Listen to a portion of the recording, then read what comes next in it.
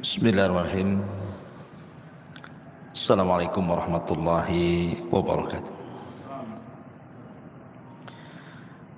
Alhamdulillah wassalatu wassalamu ala Rasulillah wa ala alihi wa sahbihi wa mawalah wa la hawla wa la quwata illa billahi wa ba'd. Alhamdulillah di pagi hari ini kita bisa duduk untuk bertolabul ilmi setelah melaksanakan kewajiban Allah Subhanahu wa taala salat subuh berjamaah, dan karena di pagi hari ini mendadak kita buat kajian, berarti temanya adalah kultum, kuliah terserah antum. Artinya bisa pendek, bisa panjang. Baik, salawat dan juga salam kita hadiahkan kepada Rasul kita Nabi besar Muhammad sallallahu alaihi wasallam. Ma'asyiral muslimin yang dimuliakan Allah Subhanahu wa taala. Mungkin di antara kita sering mendengar kajian tentang seputar azab kubur. Tetapi di sana ada pembahasan lain dari sisi azab kubur itu adalah nikmat kubur. Inilah yang terkadang sebagian kita tidak paham bahwa banyak bisyarat, kabar gembira yang akan didapat oleh orang-orang yang beriman di dalam kuburan. Apa saja kabar gembira yang Allah Subhanahu wa taala berikan kepada seorang mukmin ketika Allah masukkan ke dalam kuburan? Inilah pembahasan di pagi hari ini. Ma'asyiral muslimin yang dimuliakan Allah Subhanahu wa taala. Pertama, kabar gembira saat kematian dulu. Disebutkan di dua surat dalam Al-Qur'an. Pertama surah An-Nahl ayat 31 dan 32, kemudian Fussilat ayat 30. Dalam surah An-Nahl Allah Subhanahu wa taala mengatakan, "Kadzalika yazzillahul muttaqin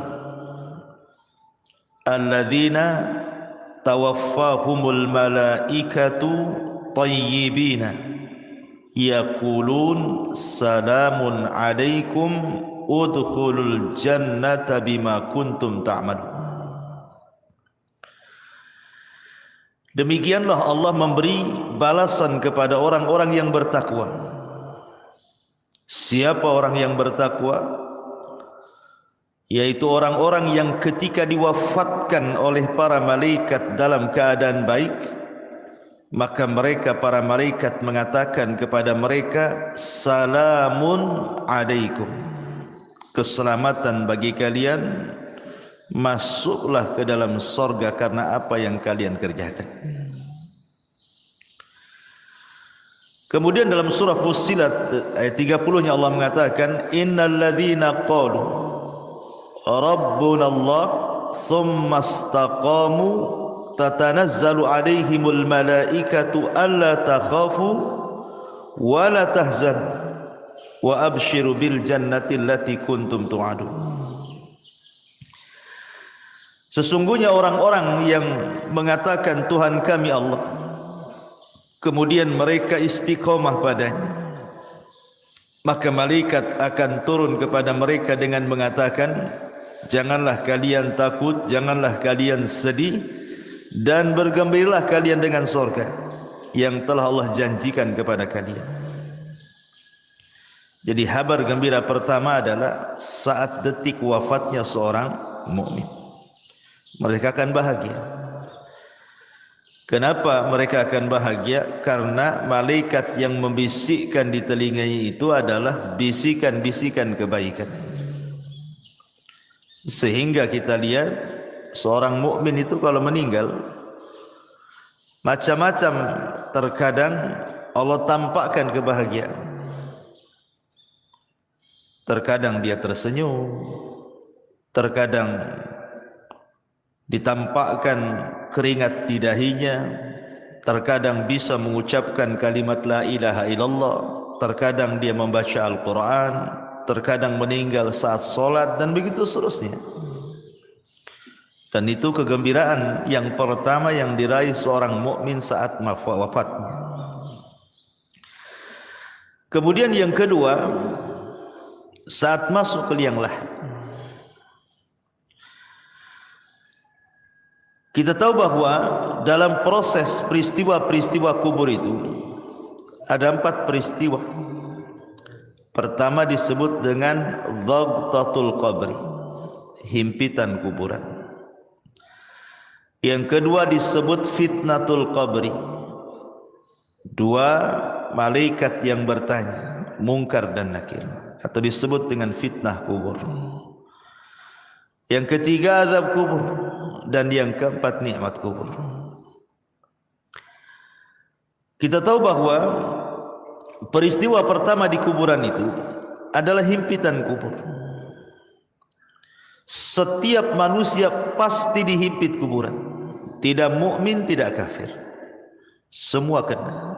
Mau anak bayi, mau anak dewasa, mau laki-laki, perempuan, pasti terkena himpitan. Dan himpitan kubur ini disebutkan dalam sebuah hadis Nabi SAW mengatakan, Inna lil qabri dhaghtatun, sesungguhnya kuburan itu memiliki himpitan. Dan himpitan kubur ini meretakkan semua tulang belulang, bahkan meretakkan semua persendian, sehingga dia akan menjerit yang tidak ada yang tahu jeritannya kecuali selain manusia dan jin. Artinya binatang-binatang mendengar. Tetapi tentu yang seperti ini berlaku kepada orang kafir. Orang kafir, orang munafik, orang fasik, ya. Tetapi himpitan kubur bagi orang-orang yang beriman adalah himpitan kebahagiaan.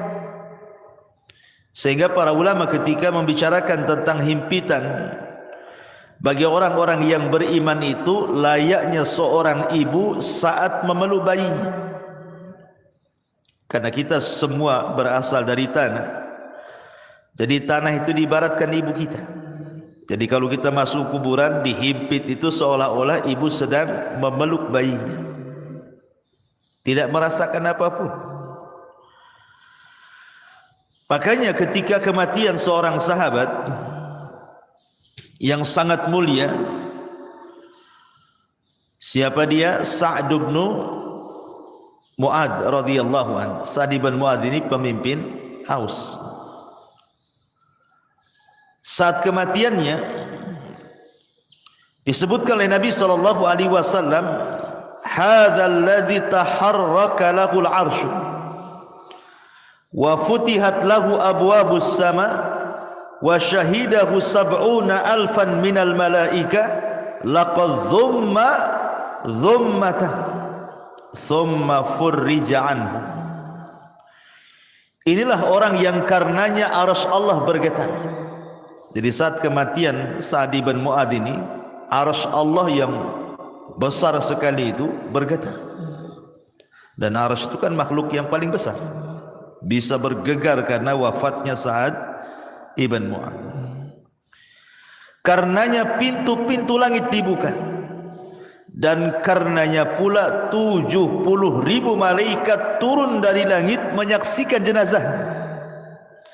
Sungguh dia telah dihimpit dengan sekali himpitan, kemudian dilepaskan kembali. Kalau seandainya himpitan itu sebagaimana hadis yang ma'ruf bisa meretakkan tulang belulang, memutuskan urat-urat persendian, mustahil seorang sahabat semulia Sa'd bin Mu'adz merasakan itu. Berarti himpitan yang merasakan sakit itu hanya berlaku kepada orang-orang kafir saja, orang-orang munafik saja. Karena bayi yang tidak bersalah saja disebutkan dalam hadis Nabi sallallahu alaihi wasallam, "Lau aflata ahadun min dhammatil qabri la aflata hadas sabi." Jika seorang selamat dari penyempitan kuburan, niscaya bayi ini akan selamat. Tapi bayi pun tidak selamat. Apa salahnya bayi? Kenapa dia dihimpit? Dosa pun tidak, kan itu ya. Berarti himpitan bagi orang-orang yang saleh, orang-orang yang beriman atau bayi adalah sebagaimana seorang ibu memeluk bayinya. Himpitan kasih sayang, itu maksudnya. Ini kabar gembira yang kedua. Kabar gembira yang ketiga, di mana Allah Subhanahu wa taala akan memberikan kemantapan jawaban pada setiap soalan-soalan mungkar dan nakir yang diberikan kepada setiap para penghuni kubur.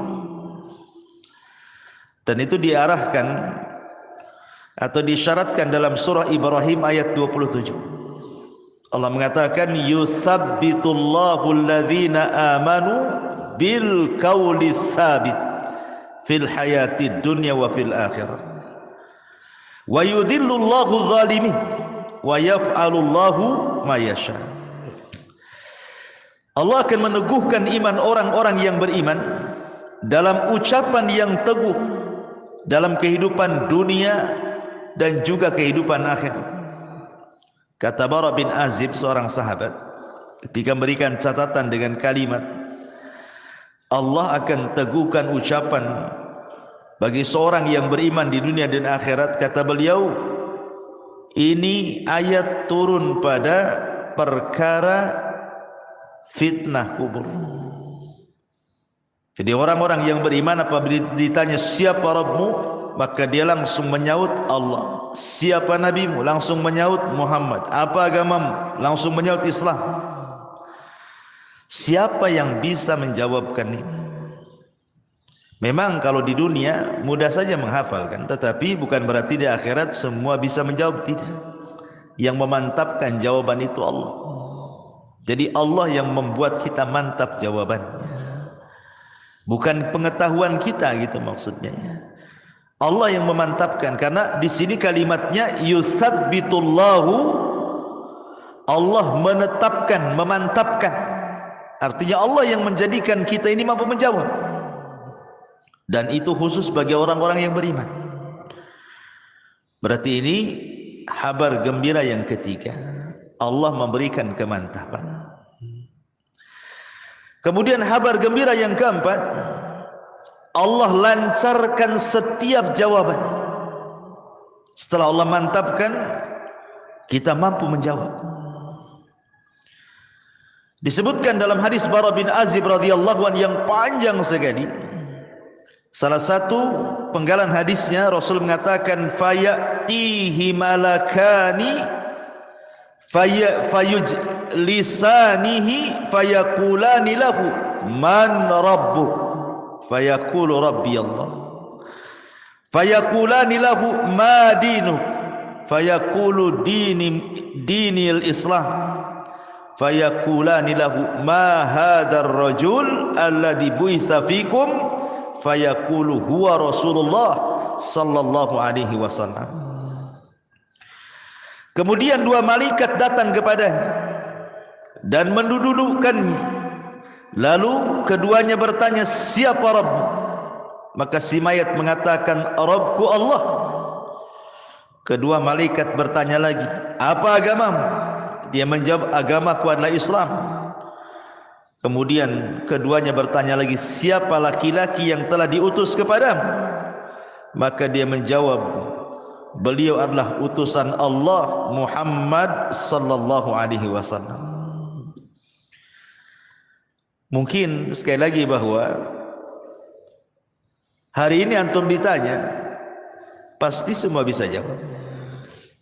Tapi apakah di kuburan bisa lancar jawabannya? Kan tidak juga. Makanya ini kabar gembira. Selain Allah mantapkan jawabannya, kemudian ketika kita ditanya mengalir pula jawaban itu. Ini adalah kabar gembira yang keempat. Kabar gembira yang kelima, setelah Allah Subhanahu wa taala mantapkan jawaban kita dan kita pun mengalir dalam jawaban-jawaban pertanyaan malaikat itu, maka Allah Subhanahu wa taala berikan tazkiyah, rekomendasi. Apa itu? Allah tiba-tiba berfirman dari langit dan mengatakan, "An sadaqa abdi." Hambaku telah benar. Hambaku telah benar, hambaku telah jujur. Dan ini tazkiyah yang luar biasa, di mana Allah Subhanahu wa taala langsung yang mengatakan kepada kita, "An sadaqa abdi." Hambaku telah benar. Tazkiyah mana lagi yang lebih jujur daripada tazkiyah Allah Subhanahu wa taala? Kabar gembira mana lagi yang lebih bahagia daripada Allah mengatakan kepada kita, kita dianggap orang jujur. Kalau manusia, anak katakan antum orang jujur, belum tentu orang mengatakan antum jujur. Tapi kalau Allah yang mengatakan jujur, manusia mendustakan kita terserah, tidak ada urusan. Tapi kalau seluruh manusia mengatakan kita jujur, tapi Allah katakan kita pendusta, buat apa? Kan gitu ya. Tapi kalau Allah katakan kita jujur, satu manusia berdusta, terserah. Mendingan kita dianggap jujur di hadapan Allah daripada jujur di hadapan manusia tapi Allah dustakan kita. Dan ini tazkiyah luar biasa, kabar gembira yang luar biasa yang Allah berikan kepada kita kalau kita digolongkan orang-orang yang beriman. Ini kabar gembira yang kelima. Yang keenam, setelah Allah Subhanahu wa taala berikan tazkiyah kepada kita, apalagi Allah Subhanahu wa taala akan luaskan kuburan kita. Ada dua riwayat. Pertama, disebutkan dalam riwayat Abi Hurairah radhiyallahu anhu, di mana Nabi sallallahu alaihi wasallam mengatakan, "Tsumma yubsahu lahu fi qabrihi sab'una dhira'an fi sab'in." Sab'una dhira'an fi sab'in. Berapa luasnya kuburan itu? Kata Nabi SAW, kemudian kuburannya diperluas 70 kali 70 hasta. Satu hasta itu segini nih, ini satu hasta. Ya. Kalau 70 dibagi 2 berarti berapa? 35 meter. Kalau 30 kan 60, berarti 35 meter. 35 meter kali 35 meter, 70 kali 70 hasta, berarti 35 meter kali 35 meter, kan itu ya kalau dibuat meteran. Ini satu riwayat. Jadi kuburan yang sempit tadi yang hanya 1 kali 2 meter gitu ya, dijadikan oleh Allah Subhanahu wa taala menjadi 70 kali 70 hasta. Luasnya, meluas kuburannya itu ya. Tapi dalam riwayat yang lain dari Bara bin Azib, justru Nabi sallallahu alaihi wasallam mengatakan, "Tsumma yubsahu lahu fi qabrihi maddal basar." Madda basarihi. Kemudian kuburannya akan diluaskan sejauh mata memandang. Kalau antum naik ke atas gunung, kemudian antum melihat tuh, kira-kira pandangan antum sejauh mata memandang sampai di mana? Itu maksudnya. Itulah luas kuburan Kalau seandainya Allah berikan kabar gembira kepada seorang mukmin itu, Allah akan luaskan kuburan. Dalam riwayat 70 kali 70 hasta, tapi dalam riwayat Bara bin Azib sejauh mata memandang. Coba bayangkan, kalau antum saya kurung di satu ruangan, anggaplah di kamar masjid ini, dikurung, nggak ada penerangan, kan masih mending tuh luasnya, masih luas kamar ini daripada kuburan. Kuburan berapa peta saja kan itu. Tapi ngomong-ngomong saya minum dulu kayak. Kok dingin kali nih. Bismillah. Oh, panas juga. Iya. Jadi analoginya begini, kawan. Jadi kalau antum masuk ke dalam ruangan masjid ini, saya gelapkan. Enggak ada apa-apa di situ. Enggak ada kasur, enggak ada apa-apa, enggak ada handphone. Nggak boleh antum saya kasih handphone. Ya masuk aja badan di situ. 3 hari 3 malam di situ kan. Nggak dikasih makan. Antum sudah pusing. Janganlah 3 hari 3 malam. 1 hari saya tak makan tak gemetar. Apalagi mati listrik kan itu. Kita bayangkanlah di satu ruangan itu. Macam mana itu di kuburan yang sempit itu. Habis itu dipendam pula dari atas. Hanya tanah, tidak ada apa-apa. Kita sudah kebayang gelapnya kan. Ya. Lah ketika kemudian Allah Subhanahu wa taala bentangkan kuburan seluas itu, menunjukkan kabar gembira. Kabar gembira dari Allah Subhanahu wa taala lewat lisan Rasul bahwa seorang mukmin itu akan dibentangkan kuburannya sejauh mata memandang. Artinya tidak akan sumpek gitu maksudnya. Kita kalau berada di ruangan sempit kan sumpek gitu. Tapi kalau di ruangan terbuka kan rasanya los gitu pandangan itu. Dan ini kabar gembira. Kemudian yang nomor 7, bukan hanya diluaskan saja. Yang lebih hebat daripada itu apa? Dibukakan pintu surga. Subhanallah ya. Padahal belum ada kiamat, tetapi pintu sorga sudah dibukakan, kemudian diarahkan pula ke kuburannya.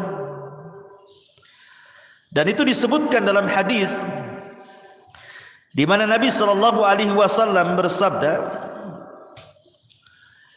"An sadaqa abdi, fa afrishuhu minal jannati waftahu lahu baban ilal jannah." Hambaku telah benar. Hamparkan permadani untuknya dari sorga, bukakan pintu-pintu sorga kepadanya.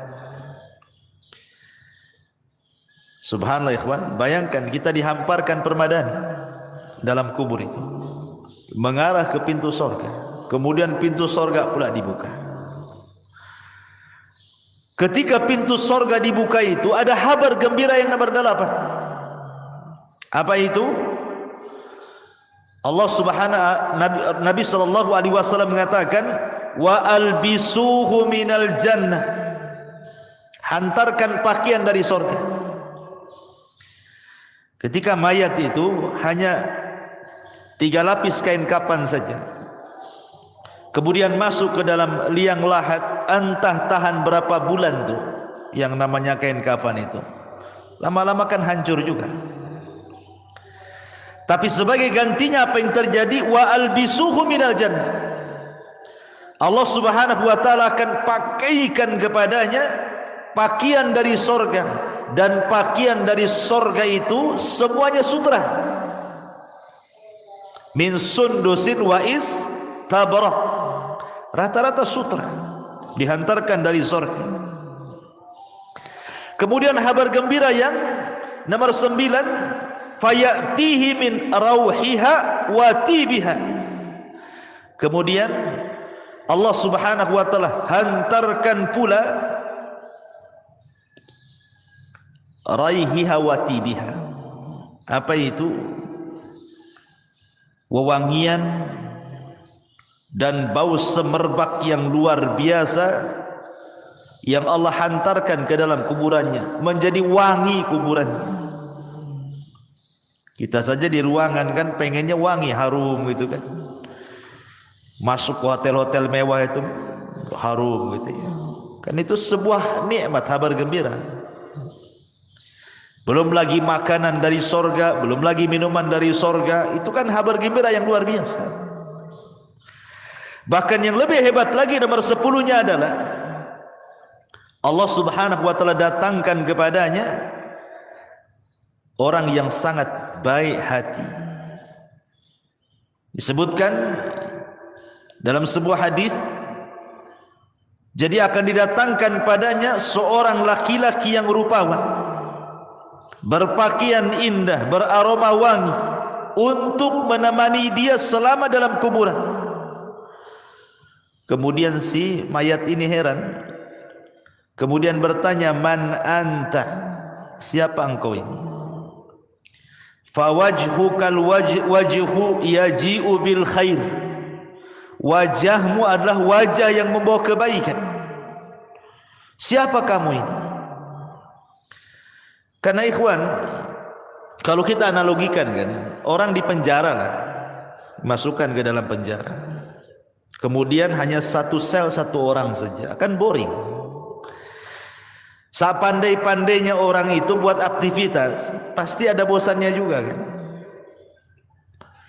Berbeda kalau seandainya satu penjara itu hanya 2 orang, pasti ada komunikasi itu, nggak akan boring kalau 2 orang kan? Berbeda kalau sendiri kan, lontang lantung, bingung sendirian kan. Kalau berdua kan nggak bosan orang itu. Makanya Adam itu ketika dia di surga hidup sendiri, ketakutan dia. Akhirnya Allah subhanahu wa ta'ala ciptakan Hawa kan. Akhirnya hilanglah rasa takut itu.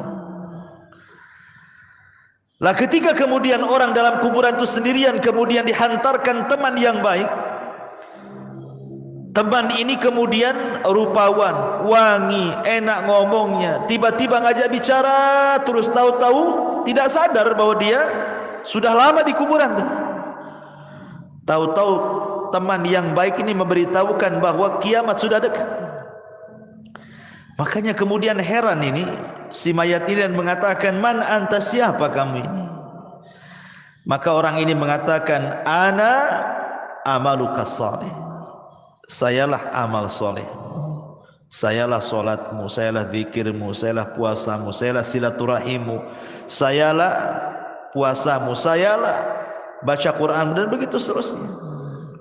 Dan ini kabar gembira yang nomor 10 yang luar biasa.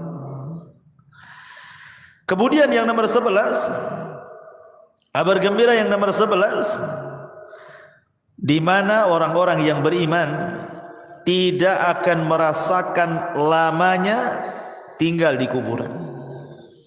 Anggap saja sejak zaman Adam sampai sekarang, berapa ribu tahun tuh dalam kubur itu, ya kan? Atau janganlah sejak zaman Nabi, para sahabat, 14 abad silam kan, nggak dikiamat-kiamatkan. Pertanyaannya, apakah mayat itu merasakan bimururil wakti, bahwa waktu itu berjalan? Seperti kita di dunia ini kan merasakan dengan berjalannya waktu kan, pagi, siang, sore, malam, besok pagi lagi. Tahu-tahu sudah seminggu, sebulan, setahun. Kita kan merasakan tuh berjalannya waktu.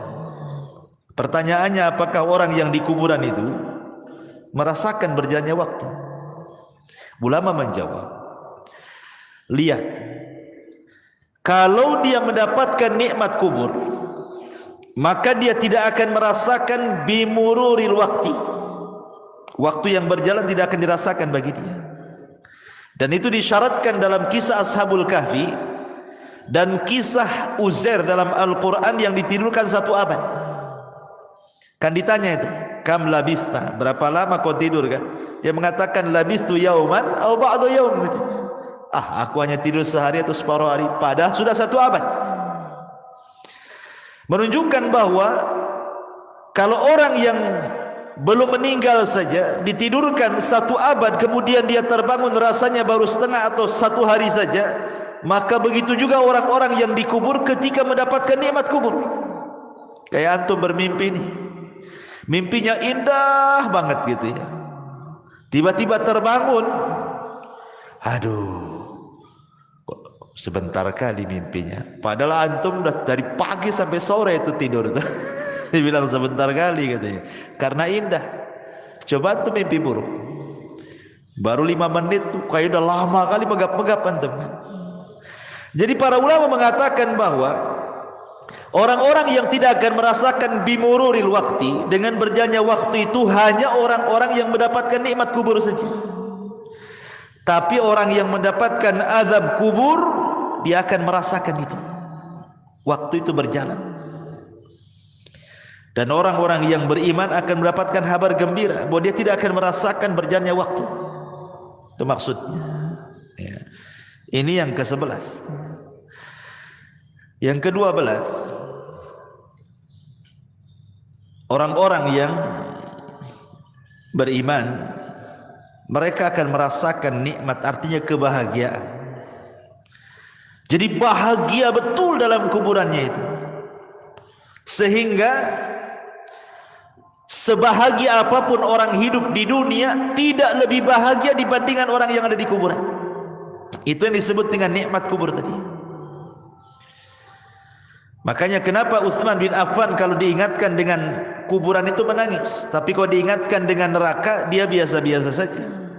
Ketika ditanya, ya Utsman, aneh kau ini, diceritakan neraka kau biasa saja raut mukamu, kau diceritakan tentang kuburan kau pula menangis, katanya. Kata Utsman, celaka engkau. Kuburan ini, kata Utsman, bisa saja satu lubang menuju lubang-lubang neraka, atau dia adalah taman dari taman-taman surga. Jadi kita akan tinggal di taman. Itulah nikmat kubur namanya. Jadi nikmat kubur itu luar biasa. Makanya orang itu akan mendapatkan kenikmatan lebih nikmat dibandingkan dia pernah nikmat di dunia. Seberapa nikmat orang di dunia ini, masih nikmat kubur, karena kubur itu adalah jannah yang pertama, surga yang pertama sebelum masuk ke surga yang abadi. Tapi perlu diingat bahwa orang-orang yang di kuburan itu juga bisa merasa sedih, sama dengan ketika antum kehilangan sesuatu, kita sedih, tersiksa gitu ya, atau ada masalah gitu ya, entah masalah ekonomi, masalah keluarga, masalah apa-apa, kan kadang-kadang tersiksa batin kita. Lah orang yang di kuburan pun akan sama merasakan hal itu, tersiksa batinnya. Kapan? Ketika orang-orang yang di atas kuburan melakukan niyaha.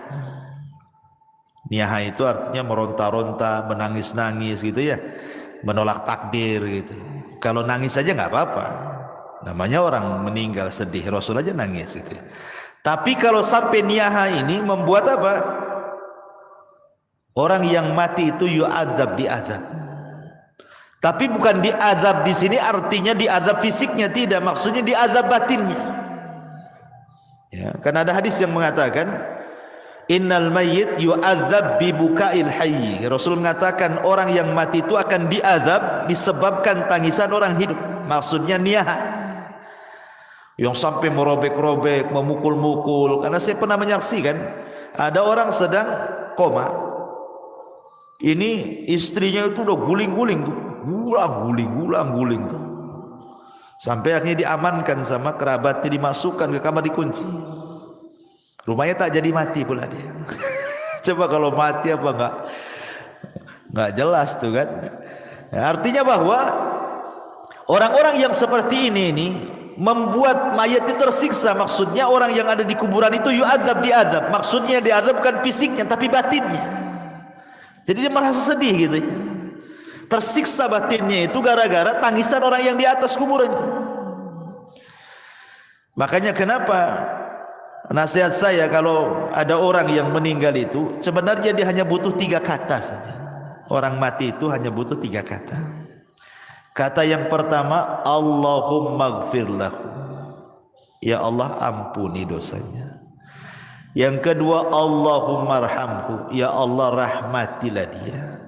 Kemudian yang ketiga, Allahumma tsabbithu, ya Allah mantapkanlah dia. Maksudnya dalam jawaban.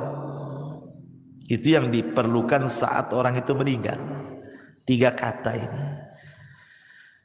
Tidak lebih daripada 3 kata. Ya Allah ampuni dosanya, ya Allah sayangi dia, ya Allah mantapkan jawabannya. Cuman itu yang diperlukan. Ya. Itu saat dia meninggal gitu ya. Kalau sudah lama ya tentu doa ampunan. Jadi mayat itu sangat bahagia, disebutkan sama para ulama.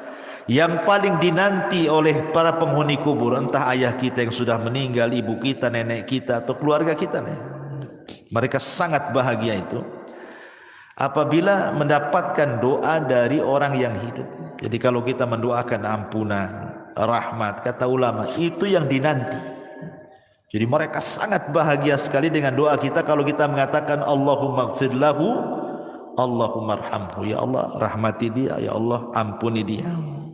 Dan juga sedekah yang kita niatkan kepada orang yang sudah meninggal. Inilah diantara 12 kabar gembira bagi para penduduk kuburan. Subhanallah bihamdika asyhadu an la ilaha illa anta astaghfiruka wa atubu ilaik.